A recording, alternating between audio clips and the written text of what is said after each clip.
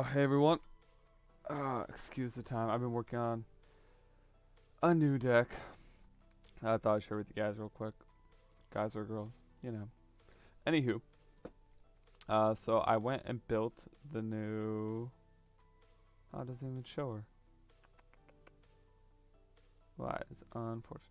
So I went and built the new Prime Speaker Vannifar. Um, this is my list. I'll link it below. I'm not gonna go over every card. Oh, there she is. I'm just a dork. I'm not gonna go over every card. If you really want to read and go through it all, I'll have the link in the description. I just want to go over a few things. I think the best way is going to be through playtesting, and you'll see what I mean when we go through it. So we'll do one together. So let's see. Looking at this hand, honestly, not a bad hand. I'm gonna give myself the benefit of the doubt. Say we're going second, and so let's assume we have Gemstone Cavern out. Get rid of the Deceiver XR. Because we have the Vitalize here, the XR is just a higher cost version, so we don't need him. Yeah. So let's play this hand. So we'll so it's your first turn. Untap, upkeep, draw. Cool. We'll go Misty Rainforest into Breeding Pool. Lose 3 life. That shouldn't matter too much. Mana Crypt. Commander turn 1.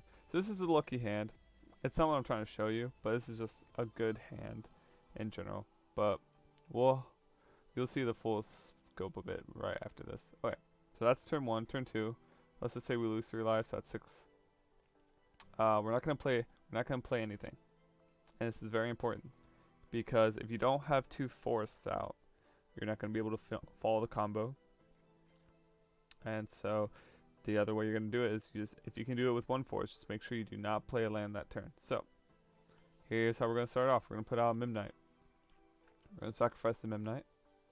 We're going to tutor for many of you, I'm sure, have guessed it when I mentioned the.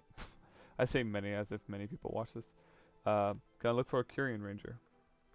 Curian Ranger lets you return a forest to your hand and untap target creature. So we're going to tap the breeding pool for a. I mean, it doesn't really matter. We don't have too much in our stuff. We'll tap it for a green. Return to our hand. Untap our commander. Sacrifice the Curian Ranger. Look for a Scribe Ranger. We will replay the breeding pool. Tap it for a. Let's say another green. It doesn't really matter at this point, but. And we'll Scribe Ranger, and if you don't know, it does the same thing as Curian Ranger. It lets you return a forest to your hand to untap a creature. So we'll do that again. So now we have 2 green floating at about 34 life to untap her. We'll tap her, sack her. You have a few choices. You can go Deceiver XR, Pestermite. I'm going to go Pestermite just because for some reason he feels easier to find. So I'm going to go Pestermite. When it enters the battlefield, untap target permanent or tap target permanent. So we're going to untap, sack it again. You guessed it. You guys are all so smart. We'll go into Breaching Hippocamp. 4 costs. When it enters the battlefield, untap another target creature you control. Untap her, tap, sack. Now this is where it gets interesting. I'll show you both cards for the 5 costs because the 5 costs is something to take note of. So we have a blue and a green floating. And we have 2 choices here. And honestly, I always thought there would only be 1 choice with the Chakram Retriever. I found something that lets you exile an instant sorcery from your grave to untap a creature, but that costs 1. But having that instant sorcery in your grave is not always easy, I found, so I cut it. Especially because I found the second creature. So we got Chakram Retriever. Whenever you cast a spell during your turn, untap target creature. Perfect, because usually we have a lot of low cost spells. What's the second one? Second one is going to be this Riptide Chronologist. Sacrifice him for 1 blue. Untap all creatures of the type of your choice. Of course, we're going to be choosing Elf or Wizard. I mean, usually it's Elf because you might have other Elves that help you mana ramp, so nets you mana. Either one of these choices are fine because with that 1 blue we're saving on to, we can sacrifice him, or with that 1 green, we could play Sylvan Safekeeper. Personally, I'm going to go with the Sylvan Safekeeper this time, but it's just good to have options in case one of them's in your hand. So that untaps her. Tap, sack. Now you have 2 options again. And again, and the reason I put 2 options for these higher costs, for the lower cost ones on mana 4 and 2, you're only gonna have 1 option. You're gonna have scribe, and you're gonna have for the 2 costs, and you're gonna have the hippocamp, which we saw earlier. You're gonna have that guy for the 4.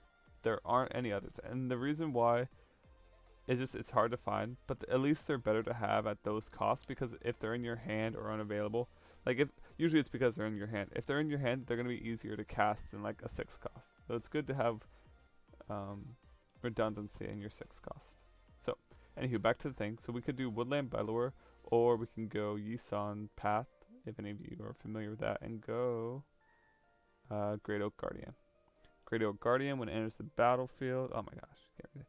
Well, when it enters the battlefield, creatures target player controls get +2/+2 and untap. And then Woodland Bellower is another option.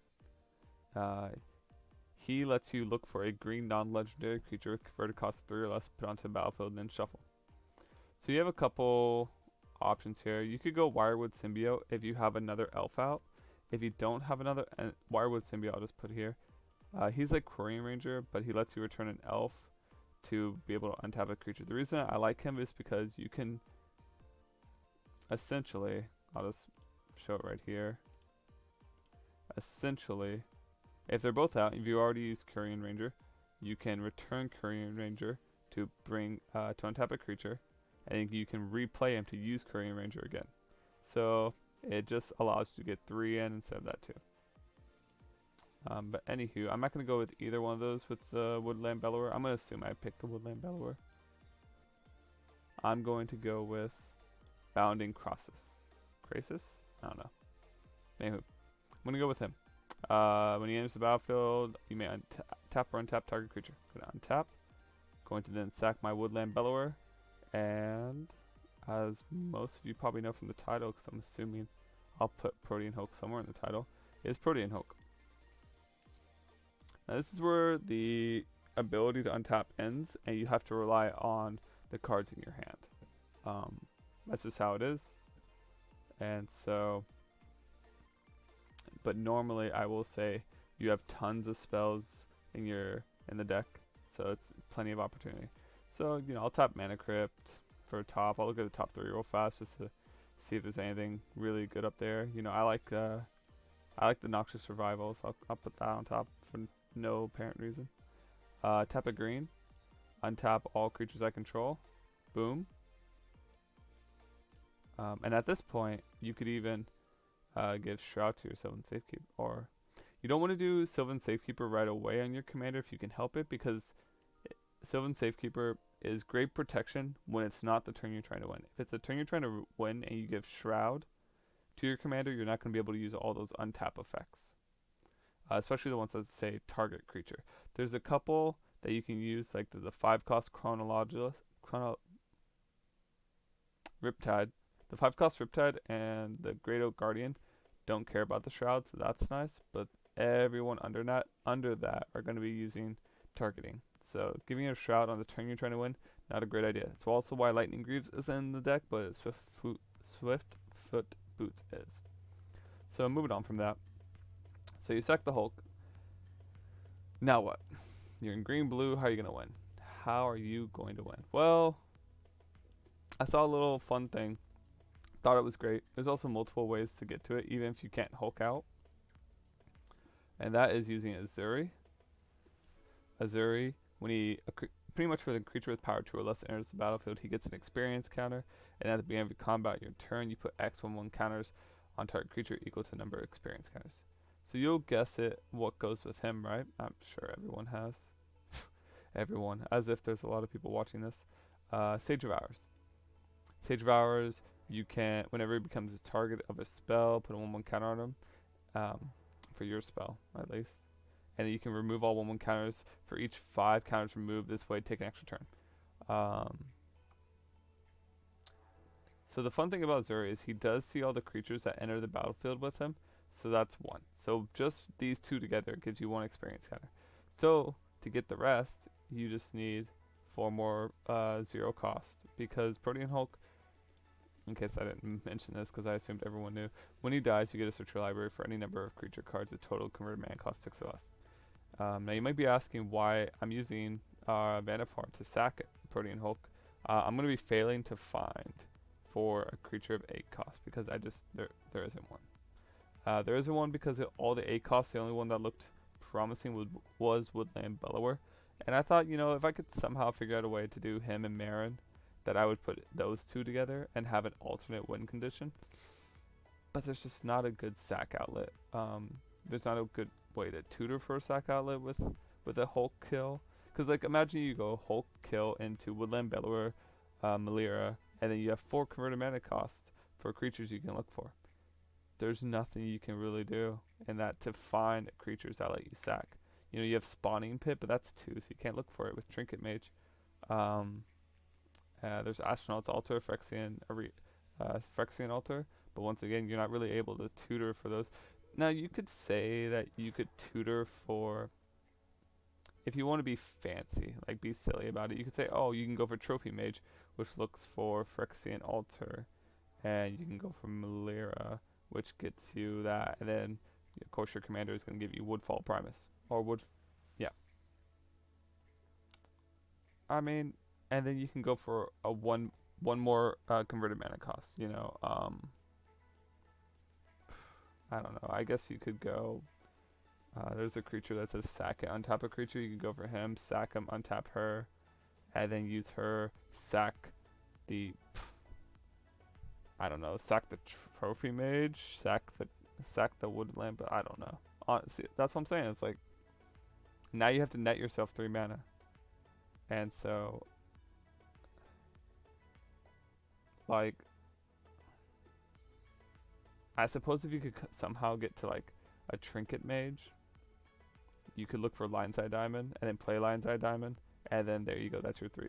But even then, you're not gonna be able to do that because you have to discard the card in response. So there's no good way to do it, in my opinion. That's just me. I mean, you could look for like Wirewood Symbiote or Courier Ranger when you go for it, and then untap your commander, sack your Courier Ranger, and then get back up to a Trinket Mage maybe. So you can, once again, no, I don't know.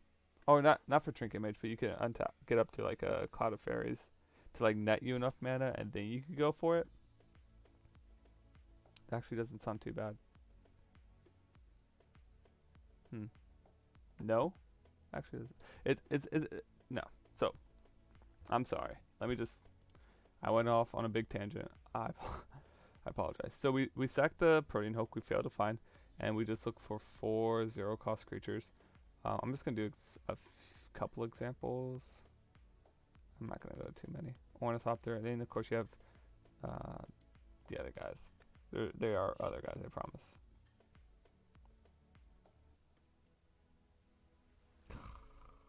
There we go. See? Proof. It's proof. Alright.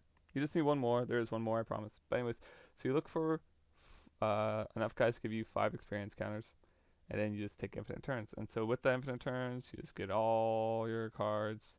You return as much stuff as you can from their side, destroy as much stuff as you can from their side, and it just keeps swinging out.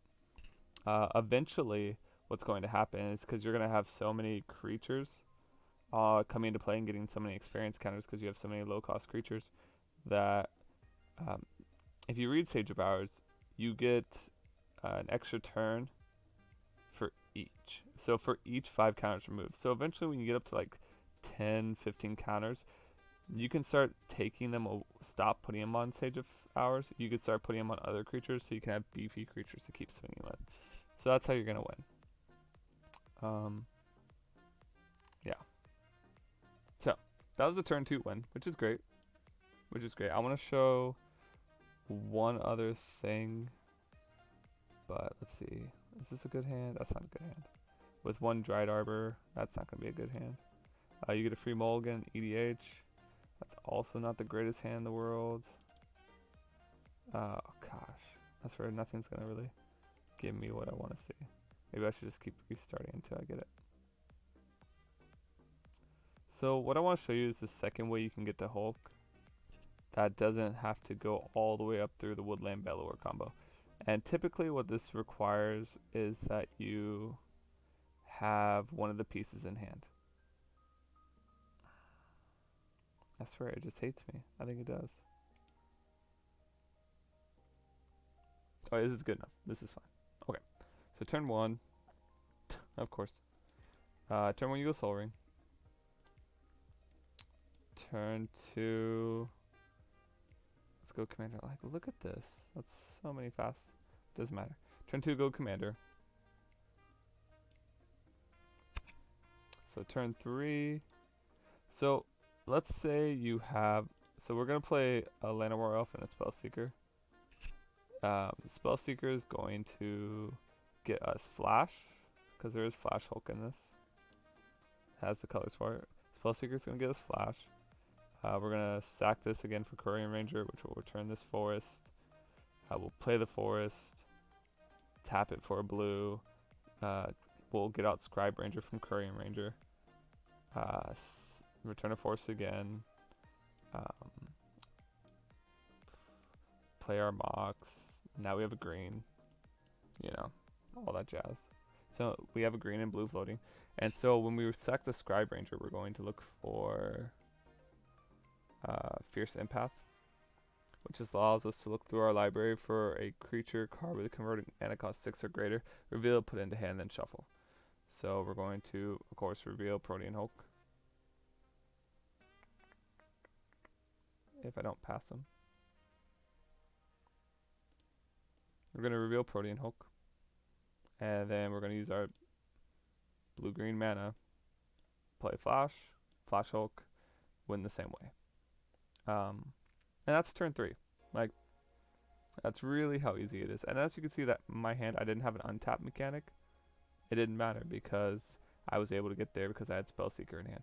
So if you have Flash in hand, if you have Summoner's Pact, if you have Worldly Tutor, if you have stuff like that, you don't have to get all the way up to Hulk. You can just get up to a 3, which is super easy with Korean Ranger Scribe. It even allows you to, if you are short on mana, because this deck does run 28, it's pretty low. It allows you to play that extra land that you might be missing because of the returning forest. And then if you have, I love Mox Diamond, honestly, because usually you don't want to play it turn 1 or 2. Even though it gives you the extra mana, usually you aren't going to draw into a land, so you don't want to. But on this turn 3, you have to return a single forest twice. That forest you're returning often can be the forest you discard for Mox Diamond. So it's great to play on turn 3. Just as a tidbit, that doesn't really have anything to do with this deck. So those are the 2 ways to get the Hulk. As you can see, I almost talked myself into the idea of, hey, you could technically add Woodfall Primus with a Trinket Mage, Trophy Mage, not Trinket Mage, but with a Trophy Mage, Malira, some other kind of creature that untaps stuff or gives mana. And then, yeah, you just tutor for your Phyrexian Altar, and then boom, you play the altar and you've got win.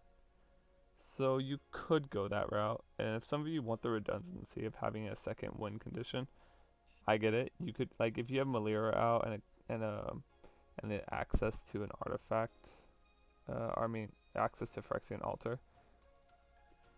I mean, I'd personally go Altar of Dementia just because it costs 1 less. No, but you can't because of Trophy Mage. Well, that stinks. But anywho, yeah, like if you're able to get it, you can flash Woodfall Primus in. Malira will be there, won't let it get the counter be on. You have the sack outlets, so that works. Which is nice, you can use the flash in a versatile way. The deck's already pretty tight, and that's an extra 1, 2, 3, 4 cards. I just can't see myself justifying taking out 4 cards in here. Simply because it already runs pretty smooth. I'm sure maybe you could find a spot for it. I mean, you could even make the argument that take out, the Azuri and the Sage of Hours plus the 4. It's technically 5 just because sometimes I find you need to play an Ornithopter to be your first sack, or you have to play a Dryad Arbor early with like Green Sun Zenith. So there's 5 instead of 4 in the deck, but you can argue that's 7. You can argue, hey, take out that 7, put in the other 4. it's easy. But then the problem you come to is you're going to have an extra 3 mana. And maybe you can find a creature that like sacks for 1, but it's not going to be easy finding one that sacks for 3. It's just not. Unless it has haste, but that's just being silly. Even then, I'm not even sure. So there's the one that like sack a forest, I think, but I think that's red. So that's the deck. I'll put a link in the description if anyone really wants to look at it. Again, I say anyone as if people watch these videos. You pretty much have to have either a breeding pool or tropical island, in my opinion. There's just too many things that say like return a forest or return an island, like tidal bore, return an island, Currying Ranger, scribe, return a forest. So you have to have one of them for this deck. The last thing I'm going to touch on is Intruder Alarm. Intruder Alarm allows you to not need a second spell. It's pretty much acting as that spell in your hand that lets you untap your creature. I don't like Intruder Alarm, and I will tell you why. A, normally turn 2, I want to be playing Commander. Or 3.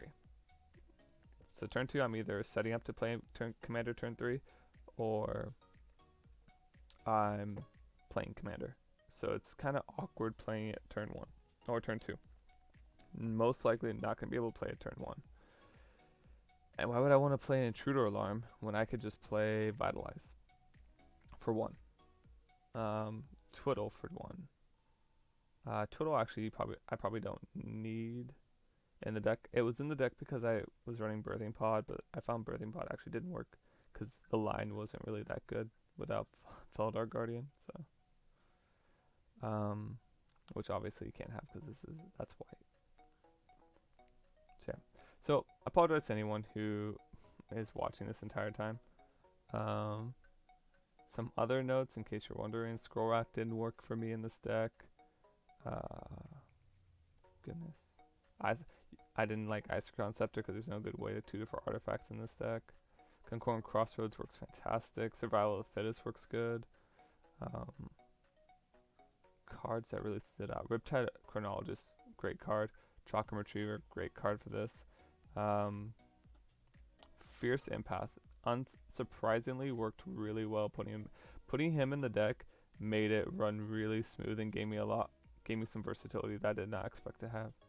I did end up putting Dosan in this deck just because if you have enough untap, or like say you have Flash and you're able to get to Hulk and you have an untap and you can somehow finagle to get back to Dosan, it's fantastic. Like having that extra protection is really nice.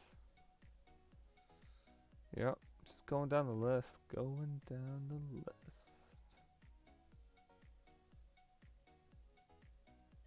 But yeah, if you'd rather win with the Woodfall, Primus, all to you, you know. Normally I do have there is some extra mana on turn 3 because you're usually untapping it and her ability doesn't require mana itself. So I could see how you could get away with it. But just for me, I'd rather imagine like, oh, what if I turn 2 or turn 3'd her with Concord Crossroads out and I want to try to win that turn. I usually try to assume I have no mana when I win, so I don't try to plan for it with it. But anywho, that being said, that is all. If you guys have any suggestions, again, as if anyone's watching, just leave me a comment. You know, I could see a couple cards being taken out especially if someone has some ideas for some other really good ones. So, yeah, that's everything from me. I hope you all enjoying January. Ugh. Anyways, have a good one. Log it out.